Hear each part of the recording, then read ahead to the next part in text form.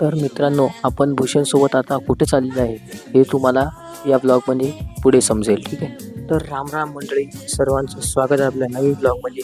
आणि आज आपण चाललो भूषण भाऊसोबत थोडंसं नवसा जेवायला होतं. तर आपल्याला इन्व्हिटेशन वरून आपण निघालेलो आहोत ते जेवायला.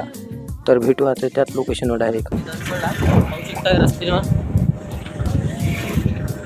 भूषण भाऊ जेवून आले आता, कारण की कसं नवसाचं जेवण होतं ना, आपल्याला जमत नाही, त्यामुळे आपण खालीच थांबलो होतो. भूषण भाऊ आले जेवून, तर आता निघू आपण पुसदला. मग आम्ही तिथून निघालो पुसदला जाण्यासाठी वापस.